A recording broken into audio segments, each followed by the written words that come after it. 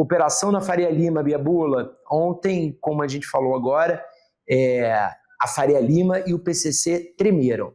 A Polícia Federal vai investigar essas suspeitas de vazamento de informação, como você contou sobre a operação, levando em consideração 2 pontos. Primeiro, o grande número de órgãos que participaram da operação, então isso facilita o vazamento, né? E o outro indício de que outro caminho para apurar esse possível vazamento seria o fato de mais da metade dos alvos não terem sido encontrados, como você disse, né? Só 6 das 14 pessoas com mandado de prisão foram presas. E aí, para a gente resumir um pouco o que foi ontem, né? Teve essa força-tarefa com 1.400 agentes nas ruas, em 8 estados, por isso que você menciona que são muitas pessoas envolvidas, e isso facilita, obviamente, os vazamentos, para desmontar esse esquema bilionário no setor de combustíveis. Foi considerada a maior operação da história do país contra o crime organizado, que sonegou mais de 7,6 bilhões em impostos. A Faria Lima, né, um dos principais centros financeiros do país, reuniu 42 dos 350 alvos dessa operação, e a polícia aponta que essa facção se infiltrava nas instituições financeiras e comprava postos para adulterar os combustíveis e lavar dinheiro originário do tráfico de drogas. E com o andamento da operação, começou também uma disputa política pelo protagonismo dessa ação. Pelo Twitter, o Lula classificou a ação como, palavras do Lula, maior resposta do Estado ao crime organizado, reforçando o papel do governo federal na ação, né? A ação foi encabeçada pela Polícia Federal, afinal de contas. É isso aí. E teve Tarcísio também, né, Guilherme? Teve o governador aqui do estado de São Paulo, Tarcísio de Freitas, falou que o esquema foi desarticulado graças ao trabalho de inteligência das polícias de São Paulo e do GAECO. Vamos ouvir o que ele falou. O organizado descobriu que lavar o dinheiro por meio do setor de combustíveis era um grande negócio. A gente, desde 2023, está trabalhando na área de inteligência para mapear essa situação. A gente falava do ecossistema criminoso do centro da cidade de São Paulo e nós entramos. A gente falava da atuação do crime organizado no setor de transporte público, nós entramos. A gente denunciava lá atrás a atuação do crime organizado no setor de combustível, nós entramos. E existem outros setores que o crime organizado tem atuado, que a gente já está mapeando e nós vamos entrar também. O Brasil, infelizmente, tem muitas brechas para isso. Então, muito dinheiro do tráfico internacional de drogas estava sendo lavado no setor de combustíveis. E preocupou que a gente começou a perceber que esse negócio estava crescendo. Eles estavam se ampliando para postos, para distribuição, para as usinas, né, de beneficiamento, para as usinas, por exemplo, de etanol. Então, foi deflagrado aí um grande trabalho de inteligência, né, que começou aí com a condução do GAECO, do Ministério Público aqui de São Paulo, com a Polícia de São Paulo. Então, houve uma sinergia grande. Esse trabalho foi se expandindo, porque muitas vezes o produto que é fraudado é internalizado por vários portos brasileiros e daí é espalhado para vários estados. Obviamente, o estado que mais sofre com isso é o estado de São Paulo, e essas operações ilícitas foram sendo mapeadas e a gente teve a eclosão dessa operação hoje da Carbono Oculto, que é uma resposta do estado com relação a essa inserção do crime no setor de combustível. Sentiu cheirinho de quê aí, o Biabula, nessa manifestação do Tarcísio, na outra do Lula no X? Cheirinho de 2026, né não? Tarcísio entrou em campo, né? Entrou em campo como adversário do Lula para 2026. Eu acho que assim, isso começa a aparecer um pouco mais nitidamente, ele sem publicamente se colocar como possível candidato diante desse equilíbrio de forças difícil que ele tem que fazer, esperando a benção do Bolsonaro, e o Bolsonaro na iminência de um julgamento, de uma condenação e de uma possível prisão, mas ele quis também puxar para ele quando ele viu que o governo federal estava levando para lá esse protagonismo com relação a essa operação. Agora, eu acho que tem uma coisa que vale a gente falar, Gui. Faz tempo que o governo Lula está buscando um discurso forte na segurança pública, uma pauta da qual a direita se sai muito melhor e tem mais incidência sobre os eleitores de direita do que a esquerda. E o governo Lula não tem conseguido emplacar um discurso de que é um governo que se preocupa com a questão de segurança pública. A gente já viu algumas coisas sendo elaboradas pelo governo para tentar puxar para si esse protagonismo. PEC da segurança pública, discussão sobre lei antimáfia, agora a questão da regulação de redes sociais para um ambiente de redes digitais mais saudável, mais sadio, com menos crime. mas também o governo foi atropelado aí nesse sentido. Então, essa operação, ela é o momento ideal aí para o governo Lula tentar se apropriar desse discurso de que combate o PCC. Lembrando que, na campanha de 22, o Bolsonaro fez uma associação entre Lula e PCC. A campanha do Lula precisou recorrer ao Tribunal Superior Eleitoral, não sei se você vai lembrar, para pedir a remoção desses conteúdos, que eram áudios supostamente ligados ao que seria o Marcola, ao que seria chefes do PCC, pedindo que os familiares deles votassem no Lula. E aí a justiça determinou que a campanha do Bolsonaro removesse isso das redes sociais. Mas o estrago, digamos assim, já estava feito. Há uma tentativa de associar a imagem do Lula por parte do bolsonarismo a uma proximidade com o crime organizado e com o PCC. Então, de novo, essa operação mostrar a cara, o governo federal se colocar como um protagonista disso, é o que o governo Lula estava buscando, assim, para conseguir não só dizer, de certa maneira, para os brasileiros que está fazendo algo para combater o PCC e o crime organizado e se preocupa com a segurança pública, mas até para servir de vacina, né, Guilherme, com eventual divulgação de fake news no ano que vem, novamente tentando associar a esquerda ao PCC. Eu acho que é fundamental isso que você falou. Eu até estava, enquanto você estava dizendo, eu estava pegando uma aspa sua para colocar aqui no Twitter, que eu acho que resume bem esse momento de ontem. Aí a fala do Lula, a população em todo o país assistiu hoje a maior resposta do Estado brasileiro ao crime organizado da nossa história até aqui. Em atuações coordenadas que envolviam Polícia Federal, Receita Federal e Ministérios Públicos Estaduais, foram deflagradas 3 operações simultâneas nos setores financeiro e de combustíveis, envolvendo 10 estados. Ontem, a Tatiana Fará, que trabalha comigo lá na coluna no Platô, Bia, ela conversou com o Walter Maierovitch. Coloca aí, por favor, Lucas. O Walter é um dos maiores especialistas em crime organizado do país, é um estudioso a fundo do assunto. Ele viu a operação de ontem como um marco histórico. Segundo o Walter, a operação de ontem tinha todas as características do que deve ser um enfrentamento ao crime organizado de excelência. Ele ressaltou nessa entrevista para Tati Fará o fato de ter a colaboração federativa, né? Você ter ministérios públicos estaduais, você ter Polícia Federal, você ter a Receita Federal, quer dizer, entre órgãos, né, atravessando quaisquer tipos de disputas políticas, porque isso é muito importante, né? Você ter São Paulo e o governo federal, que são governados por partidos diferentes, partidos que são opositores, eles terem a capacidade de colaborar para enfrentar o crime.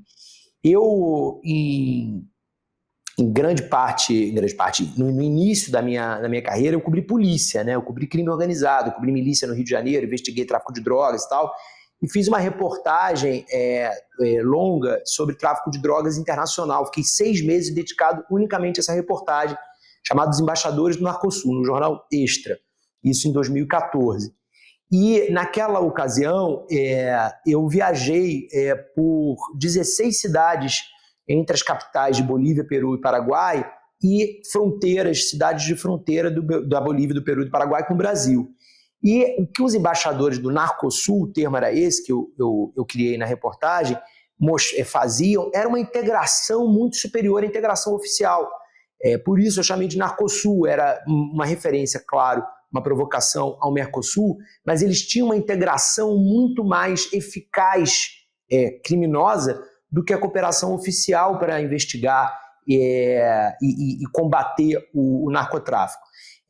E esse tipo de operação de ontem, o Maierovitch disse para Tatiana Fará, ele é o que realmente desestrutura, né? Pega o crime organizado na raiz, porque ele é coordenado, então ele é muito mais eficaz. Você, ao mesmo tempo, você ir em 14 estados, 350 alvos, você diminui muito a chance de articulação de uma organização criminosa desse tamanho. E aí vou somar com uma coisa que um grande empresário da Faria Lima me disse ontem, que um plus a mais dessa operação, digamos assim, que é o seguinte: a Receita Federal e a Polícia Federal descobriu um método de lavagem de dinheiro por meio de sistemas de pagamento. Isso foi descoberto nesse momento no setor de combustíveis.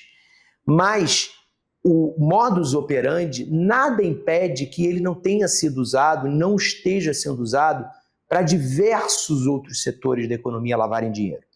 E isso pode ser, esse empresário me chamou a atenção, pode ser aquela penazinha do Teori Zavascki, você que cobriu STF na época de Lava Jato, explica para a nossa audiência o que é a pena do Teori Zavascki, que você puxa a pena e vem o quê? Porque ele costumava dizer isso, né, sobre a Lava Jato, assim, que você puxa a pena, vem tipo a galinha inteira, né, Guilherme? Porque vem o galinheiro. Era isso lá, né? Assim, você achava que estava começando a olhar de um ângulo, né, muito, muito estreito, e de repente você ia ampliando aquilo e vendo que a coisa era muito mais ampla. E eu acho que do ponto de vista de enfrentamento ao crime organizado, eu acho que essa operação de ontem ela pode trazer muita consequência. 350 alvos, 14 com mandados de prisão, 6 já presos, a chance de ter uma delação no negócio desse, a nossa experiência em Lava Jato mostra isso, né, Bia? É muito grande. É muita gente como alvo para não ter um que hoje já está conversando a sério com seu advogado a questão da delação. A única ressalva que eu faço, não sei se vocês, quando falam em delação em PCC, se é isso que vem a imagem da cabeça de vocês, mas uma coisa é delatar colarinho branco, né? Outra coisa é delatar traficante. Né? E vamos lembrar o que aconteceu com um delator do PCC recentemente, que foi executado no aeroporto. Né? Então, eu acho que... Aeroporto de Guarulhos, né? Aqui em São Paulo, no meio do aeroporto. No meio do aeroporto foi uma coisa impressionante, assim, que chocou, né, o Brasil, chocou aqui a cidade de São Paulo, porque se imagina que é um dos lugares mais seguros ali, né, porque tem Polícia Federal, tem todo tipo de força de segurança ali no aeroporto, milhares de pessoas passam por dia por lá, mas ele foi executado, enfim, no meio do aeroporto de Guarulhos, ou seja, né, realmente é muito diferente. Bem lembrado isso, delatar colarinho branco do que delatar facção de tráfico de drogas. Olha, teve no meio desse dia sobre crime organizado, teve uma declaração que chamou atenção, Bia. O Robson Ferreirinhas, que é o chefe da Receita Federal, afirmou que as fake news envolvendo o Pix no começo do ano impediram que o governo ampliasse a fiscalização das fintechs. Fintechs são as empresas de serviços financeiros que tem uma lógica de startup, né? Tem uma lógica de inovação, daí esse nome fintech. Mas são empresas de serviços financeiros, né? Que se tornaram, segundo o Barreirinhas, eu ia falar Ferreirinhas, o Barreirinhas, se tornaram um dos principais braços financeiros do PCC. Ele disse que o uso da lavagem de dinheiro pela facção só foi possível continuar graças ao ataque sofrido pela Receita em janeiro, que classificou como o maior ataque da história à Receita Federal. Vamos ver um trecho do que disse o chefe da Receita Federal ontem. No ano passado, depois de muito debate com o sistema financeiro, com as instituições financeiras, nós fizemos o óbvio. Publicamos uma instrução normativa estendendo às fintechs as mesmas obrigações de transparência, as mesmas obrigações de prestação de informações que todas as instituições financeiras têm há mais de 20 anos no Brasil. Publicamos essa instrução em setembro do ano passado, para valer a partir de janeiro. O que aconteceu em janeiro, todos nós sabemos. A Receita Federal recebeu o maior ataque da história dela de mentiras, de fake news, dizendo mentirosamente que aquela instrução normativa tratava de tributação de meios de pagamento. Essas fake news foram tão fortes que, apesar de todo o esforço da Receita Federal, ajudada, diga-se, pela mídia tradicional aqui do Brasil, nós não conseguimos reverter essas mentiras por conta da força de quem as impulsionava, o que já estava, inclusive, prejudicando o uso dos meios de pagamento instantâneo. Nós tivemos que dar um passo atrás e revogar essa instrução normativa. E as operações de hoje mostram quem ganhou com essas mentiras, com essas fake news: o crime organizado. As operações de hoje mostram que, independentemente das intenções, as pessoas que espalharam aquelas fake news, aquelas mentiras no início do ano, ajudaram o crime organizado. e nós temos que voltar a discutir essa regulamentação para que haja transparência em relação às fintechs. Só antes de passar para você comentar, Bia, só fazendo o adendo que eu fiz na escalada. Na investigação, segundo pessoas com acesso à investigação, disseram, Gustavo Silva, que trabalha comigo lá no Platô, tem comprovação de que essas fintechs impulsionaram essas fake news, quer dizer, botaram dinheiro para impulsionar as fake news. Isso não quer dizer que o Nicolas Ferreira tenha feito aqueles vídeos, tenha gravado aquilo tudo com o objetivo de atender ao PCC ou atender essas fintechs. Não dá para fazer essa afirmação. Mas eles têm a comprovação de que as fintechs viram aquele movimento e colocaram dinheiro para impulsionar aquilo porque viram que seria um enfraquecimento de uma fiscalização que poderia prejudicá-los, né? E é claro que isso foi direto virar batalha nas redes sociais, né, Guilherme? No X, no Twitter, antigo Twitter, várias postagens indagavam. O Nicolas Ferreira ajudou o PCC? Olha aí, ó. O Lucas botou aí na tela para a gente algumas. E aí, para a gente lembrar, né, em janeiro desse ano teve aquele vídeo do Nicolas Ferreira, no qual ele classificava essa instrução normativa da Receita Federal como uma via de taxação do PIX. Foi um vídeo que viralizou, virou uma crise para a Fazenda, para o ministro Haddad, para o governo federal. Ultrapassou 100 milhões de visualizações nas redes sociais na época. Como o Barreirinhas falou, estava afetando a utilização do PIX como meio de pagamento, né? Ou seja, as pessoas começaram a deixar de usar o PIX em razão desse vídeo. Mesmo, ele fala aí com a ajuda da mídia tradicional, porque a imprensa estava dizendo que não tinha nada nessa instrução que gerasse a taxação do PIX. Mas isso não foi suficiente. Assim, realmente houve uma repercussão gigantesca a partir desse vídeo do Nicolas, e o governo e a Receita decidiram recuar nessa medida e voltar atrás, né? O Fernando Haddad também se manifestou e disse que a mega operação conseguiu chegar ao andar de cima do crime organizado. Vamos ver a sonora do Haddad, por favor. Há mais de 1.000 postos de gasolina, 4 refinarias, mais de 1.000 caminhões que estavam à disposição do crime organizado para transportar o combustível, geralmente adulterado. Às vezes a adulteração começa na importação, fraudada muitas vezes. Ou seja, é um esquema extremamente capilar do ponto de vista material, do ponto de vista de distribuição do combustível, e extremamente sofisticado do ponto de vista financeiro, porque são muitas camadas que precisam ser abertas para se chegar no patrimônio do crime organizado, sem o que fica muito difícil você vencer o crime. Porque se você prende uma pessoa, mas o dinheiro fica à disposição do crime, essa pessoa presa vai ser substituída por outra. E, em geral, o que fica preso é o personagem menos importante da estrutura criminosa. Você não chega no andar de cima do crime organizado. Essa operação é exemplar porque ela conseguiu chegar na cobertura do sistema, no andar de cima do sistema. E, para isso, a Polícia Federal e a Receita Federal têm que trabalhar juntas. A investigação tem que ir par e passo com a fiscalização. Isso não é obra do acaso. Essa operação ela é obra de decisão política. O Haddad, ele também disse que a partir de hoje vai enquadrar as fintechs como instituições financeiras. Aleluia, isso era uma reivindicação de muita gente dos bancos, né, do sistema financeiro, dizendo que não faz sentido fintechs que prestam serviços financeiros iguais aos bancos não serem consideradas instituições financeiras como eles bancos são, né? Era uma reivindicação antiga dos bancos.